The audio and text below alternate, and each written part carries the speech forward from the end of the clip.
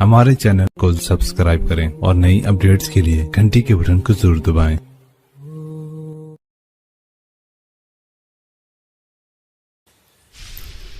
बिस्मिल्लाहिर्रहमानिर्रहीम। अस्सलामु अलैकुम वरहमतुल्लाहि वबरकातुहू। नाज़रीन इकराम, आप देख रहे हैं जमजम ग्राफी। गुजरात फाइल्स पसे पर्दा हक़ाइक़ का इंकिशाफ सिलसिला जारी है।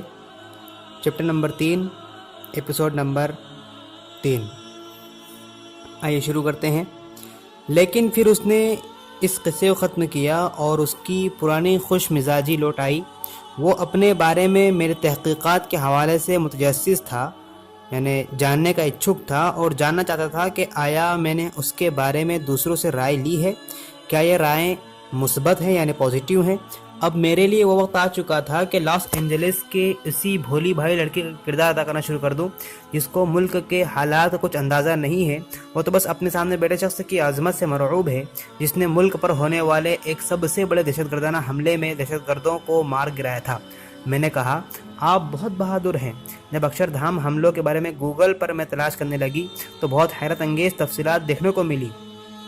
उसने सिगरेट जलाई और मुझसे बोला कि अपनी सवाल शुरू करो। जैसे जैसे तहें खुलती गई, मुझे उससे निस्बतन मुश्किल ज़िंदगी की झलक मिलती गई। जवाबात ज़्यादातर मुबहम ही थे, यानी ज़्यादा वाज़ेह और साफ़ नहीं थे, लेकिन लंबी खामोशी, पुरख्याल निगाहें और उंगलियों से डेस्क को थपथपाना बहुत कुछ कह रहा था।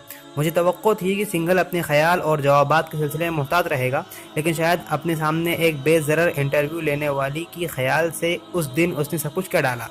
मैंने उससे घर पर उसके अहले खाना, बच्चों और बीवी की मौजूदगी में उससे मिलने की ख्वाहिश ज़ाहिर की। वो कहने लगा, अरे प्लीज़ ऐसा मत करो, वो तो पहले ही से दुखी हैं। मैं जो कुछ करता हूँ वो उन्हें पसंद नहीं। अब तो उन्हें मेरी नौकरी से नफरत होने लगी है। जब भी कोई पुलिस की गाड़ी घर पर आती है तो मैं उनसे कहता हूँ कि दूर ले जाकर खड़ी करें और मेरे घर के दरवाजे के आसपास भी ना आएँ। थोड़ी देर बाद ही उसने इनकाउंटर का जिक्र कर दिया, जिससे मेरे लिए आसान हो गया कि अब सवालात का सिलसिला उस तरफ मोड़ दूँ। इस किताब को ज़ब्ते तहरीर में लाने के वक्त, यानी जब ये किताब लिखी जा रही है उस वक्त जबकि सिंघल को गिरफ्तार किया जा चुका है। ये बता दूं कि सिंघल ने सीबीआई के सामने अपने रोल के बारे में एतराफ़ कर लिया है। सिर्फ इतना ही नहीं, उसने अपने बयानात और टेप शुदा ऑडियो रिकॉर्डिंग में इस बात के भी शवाहिद पेश किए हैं कि रियासती हुकूमत के मुताबिक अफसर इशरत जहां के फर्जी इनकाउंटर में मुलव्विस थे।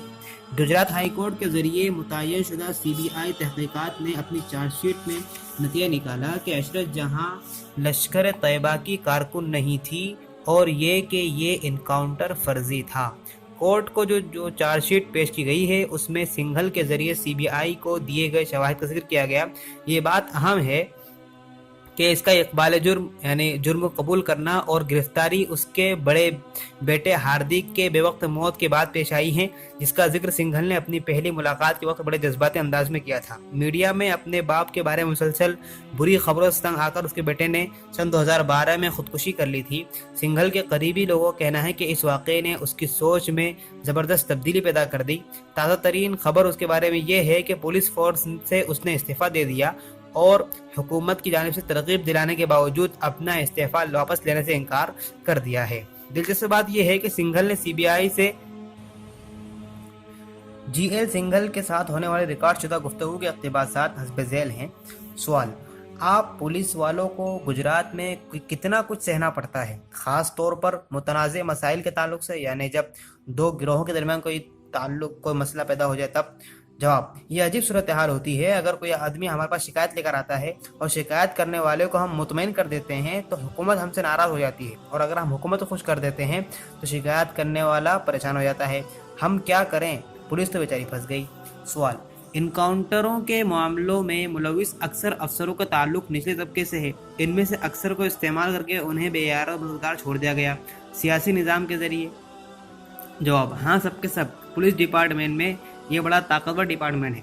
सवाल, फसादात ने रियासत को और पुलिस को किस तरह मुतासिर किया, यानी दंगों ने प्रदेश को और पुलिस को किस तरह प्रभावित किया? जवाब, देखो, फसादात के दौरान मैंने गुजरात में काम किया है। 1991 ईस्वी ही से यहाँ पर हूँ, इसलिए मैंने बहुत से फसाद देखे भी हैं। हमने 82, 83, 85, 87 के फसाद देखे हैं और अयोध्या के बाद 92 का फसाद भी देखा है। मुसलमानों का गलबा ज़्यादा था। सन 2002 में ज़्यादातर मुसलमान मारे गए। देखो मुसलमानों के साथ तो ऐसा ही होता है, खासकर 2002 में तो ऐसा ही था। इतने बरसों तक मुसलमान हिंदुओं को मारते आ रहे थे। 2002 में जो कुछ हुआ वो गुज़िश्ता तमाम बरसों में मुसलमानों के हाथों पीटने का इंतकाम था। दुनिया भर में हर शख्स ने बड़ा वावला मचाया। उन्होंने इस हालत को नहीं देखा जिसमें हिंदू मारे गए। सवाल, मैं राजन परियाद ऋषि से मिली थी, वही जिनसे बहसत दलित बात करने के लिए आपने मुझसे कहा था। जवाब, अच्छा तो तुम्हें पता है मैंने मुख्तलिफ अहदों पर रहकर अपनी खिदमत अंजाम दी है और रियासत के तकरीबन तमाम मुमकिना अफसरों के साथ काम किया है।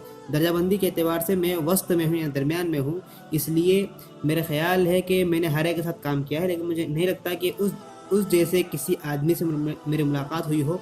वो सबसे ज़्यादा रास्तबाज अफसर है, सच कहने वाला अफसर है और वो एक ऐसा अफसर है जिसको पुलिस निज़ाम के बारे में सब कुछ मालूम है। सवाल, वो कह रहे थे कि हुकूमत उनसे चाहती थी कि वो समझौता करें, लेकिन उन्होंने कभी ऐसा नहीं किया। जवाब, अरे हाँ, उन्होंने ऐसा कभी नहीं किया, उनको मैं जानता हूँ। सवाल, क्या ये वाकई मुश्किल है कि आदमी समझौता ना करे और फिर भी सिस्टम का हिस्सा बना रहे? जवाब, अगर समझौता कर लिया तो फिर हर चीज़ से समझौता करना पड़ेगा। अब आप अपने आप से भी, अपने ख्यालात से भी, यहाँ तक कि आपके अपने ज़मीर से भी। सवाल, तो क्या गुजरात में काम करने वाले एक अफसर के लिए ज़मीर के साथ ज़िंदा रहना मुश्किल है? जवाब, बिल्कुल हाँ, और जब कानून की समझ रखने वाला एक आला अफसर समझौता कर लेता है तब बड़ी मुश्किल होती है। सवाल, तो क्या आपके साथ भी ऐसा हुआ है और आपको कितना लड़ना पड़ा? जवाब, कुछ लोग हैं जो कोशिश करते हैं और लड़ते हैं, कुछ ऐसे भी हैं जो मरते दम तक लड़ते हैं। परियाद ऋषि उन्हीं में से एक हैं। सवाल, आपका मामला क्या है? जवाब, मैंने भी किया है। सवाल, लेकिन क्या सिस्टम ने आपकी हिमायत की? जवाब, नहीं, ज़रा भी नहीं। मैं एक दलित हूँ, लेकिन एक ब्राह्मण की तरह मैं सब कुछ कर सकता हूँ। अपने धर्म के बारे में मुझे मालूम है, इनमें से बहुतों को ज़्यादा मालूम है, लेकिन लोगों को इस बात का एहसास ही नहीं। अगर मैं एक दलित घराने में पैदा हो गया तो क्या मेरी गलती है? सवाल, क्या कभी ऐसा हुआ है कि उनकी खिदमत करने के बावजूद जब आपकी तरक्की की बात आती हो, यानी आपकी प्रमोशन की बात आती हो, तो सिर्फ आपकी ज़ात की वजह से और आपकी कास्ट की वजह से और तरक्की नहीं दी जाती? जवाब, हाँ, कई बार ऐसा होता है। देखो, ऐसा तमाम रियासतों में होता है और गुजरात में भी यही होता है।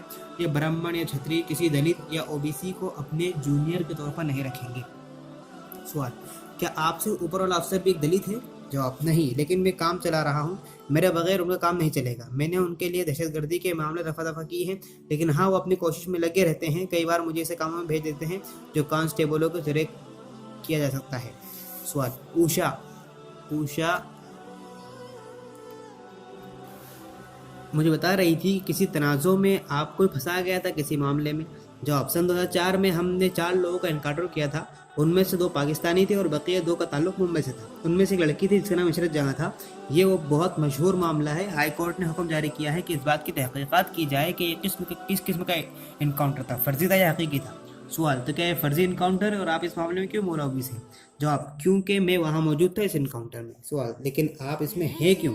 जवाब, देखो, ये सब इंसानी हुकूक कमीशन के लोग, उनका काम ही सब करना है। तुम जानती हो कि कुछ मामले मुश्किल होते हैं और तुम्हें अलग तरीके से उनको निपटना होता है। देखो, 9/11 के बाद अमेरिका ने क्या किया? एक जगह थी, इसका नाम था गुआंतानामो बे।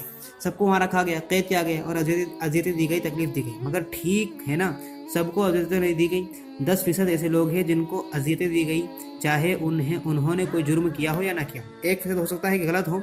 मुल्क को बचाने के लिए ये करना पड़ता है। सवाल, तो ये लोग कौन थे? लश्कर के दहशतगर्द थे? जवाब, हाँ। सवाल, लड़की इशरत भी? देखो, नहीं, वो तो नहीं, लेकिन जब वो भी इसी वाक़े में मारी गई थी, मेरा मतलब कि वो हो भी सकती थी और नहीं भी हो सकती थी।